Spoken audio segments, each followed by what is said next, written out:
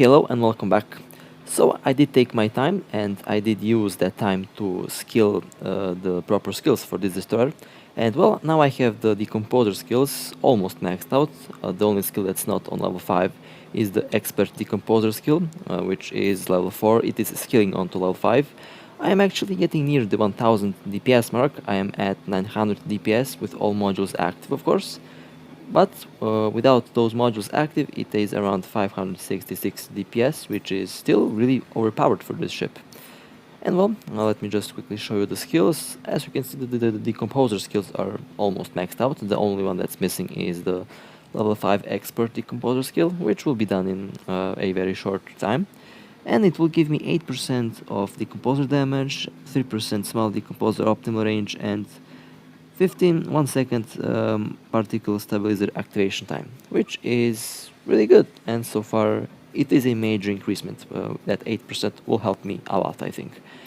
Well, of course, I will be playing around with this ship.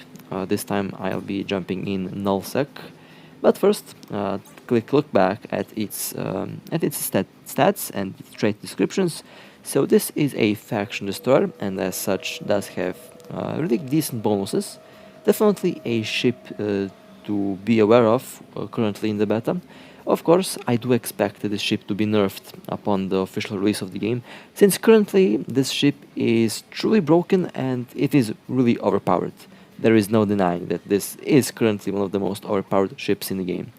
And I don't know how powerful the other cruiser will be, but I guess it will be just as overpowered as this one. Well, let's undock and let's simulate the full potential of this ship. Now first, I'll just enable all of these modules to show you the DPS that I can deliver with this ship. It should be around 900 DPS, of course, and of course after that I'll jump in an anomaly, and well, then I will test the DPS in a practical simulation. So 909 DPS on this ship, which is, yikes, almost 1000. I'm on my way on 1000. It deals 1163 damage per hit and 3.84 seconds reload. Yeah, that will melt that has a potential to melt a stealth bomber with just one cycle. And that is ridiculous. Alright, that is ridiculous. I do have a stealth bomber. It is around, and that ship is really good, but this ship dwarfs my bomber DPS by a long shot. Well, since I do have optimal range of 23 kilometers, I will orbit at around 23 kilometers, and well, let's jump in these anomalies and let's see how fast can this ship. Let's see how powerful it can be in a practical simulation. So again, I am in null-sec over here. Pretty far away, pretty deep in space, alright? And these are some nasty rats over there. They can definitely track the ship down really good, and they do a lot of damage. And currently, this ship does not have that much of an impressive tank, so I will have to kill them before they kill me. At least that's the tactic that I am going with. And well, it does work to some extent. Of course, afterwards I will switch to a more stable build that will allow me to stay in combat a lot longer, and it will allow me to be more effective at PvE. Now this build may work in a fleet. I can definitely see a build similar to this one being used in a fleet, where you have logistics and where you have ships that will support your capacitor and ships that will support your shield, armor and hull. Well, shield and armor mostly, definitely not hull, but I guess people might come out with that as well, so I guess we will see. And well, this ship at the moment definitely is not tanky. I do take some really nasty hits from these battle cruisers, and of course frigates.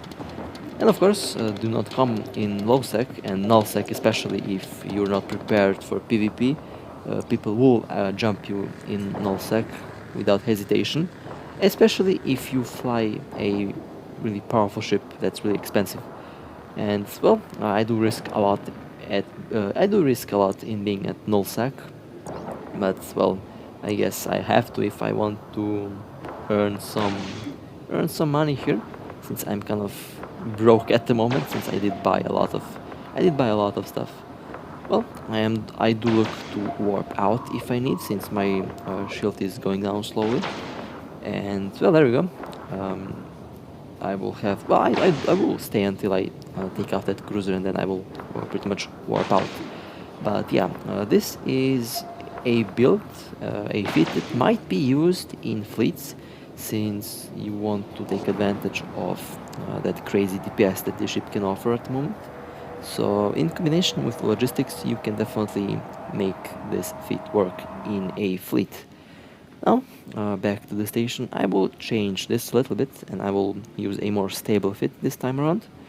I will pretty much use a invulnerability field, a capacitor battery, and a micro warp drive with one of these booster modules, and that will give me a decent DPS, and it will give me a decent tank that will allow me to rat without worrying about my shield going down quickly. And of course, you can go the extra mile and you can fit a shield booster instead of the booster module, and that way you will have a active tank that will be pretty decent, and it will work just fine in null-sec, low-sec, and in missions and so on. Which is something that I used to do, and it did work for me.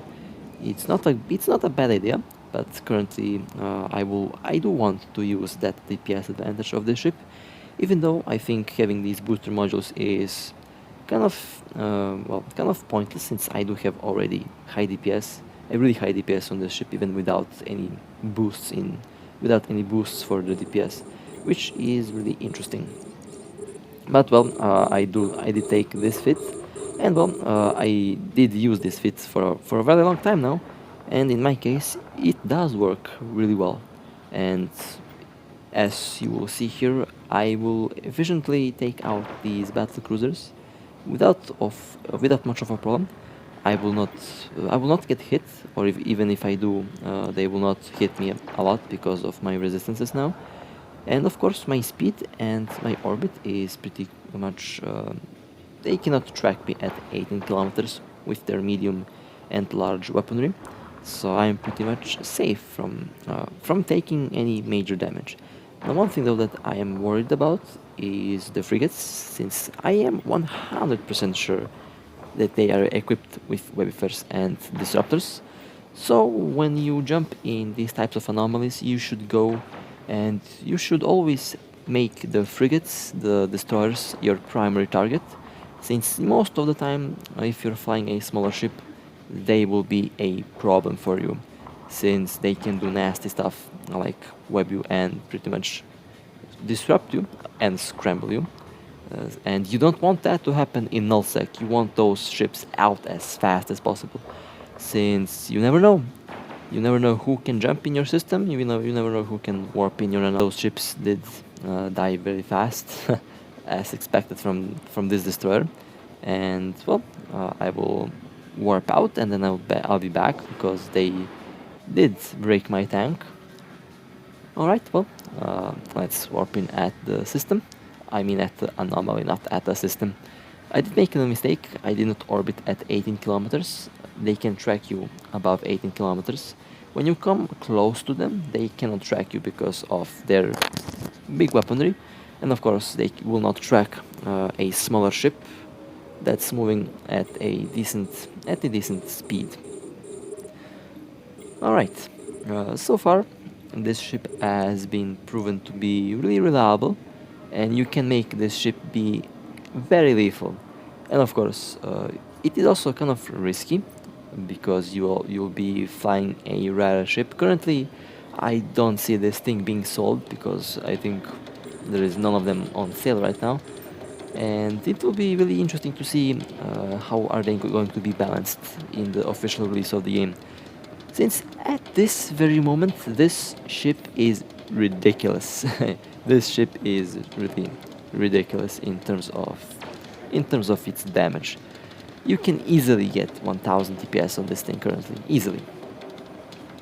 And If I think if I had the fourth module to boost my DPS, I would actually hit 1000 DPS. I've seen people with 1.1k DPS running around. Yeah, you don't want to you don't want to get jumped by 1000 DPS. That, like I said, per hit they do 1000 damage per hit, over 1000 damage per hit. They can melt most ships currently available in the game, and you can already imagine what can happen if you have a fleet of 10 of these. Just imagine 10 of these ships in a fleet. If, let's say, average one of them can do 3000 alpha, then that's 3000 times 10, that's 30,000 damage in a single second. um, and let's not forget the 1000 DPS. You will also have around 10,000 DPS on in that fleet. Yeah, that does not sound really good for a carrier or a battleship. I think you can melt battleship with this fleet easily. If the developers decide to make a event in the end, like we had in Kedama, I think we will melt them without much of a problem. If we have 300 of these things shooting them, I think they just don't stand a chance. I wish that we had this ship back in the first open beta. The battle at Kedama was one of my favorite events in the game. We had at one moment 640 people in a system fighting at one spot.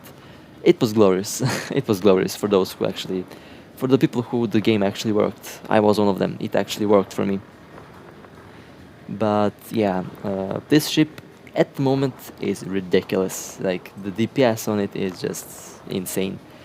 I remember a Macariel in the official game is in the PC game is actually, you can make it have 1.5k DPS, and that's a battleship. I don't know the Macariel here, how much DPS can you deliver from it. I think around, I would say around the same, I don't know. I would say around the same. I think you cannot actually get that much DPS on it.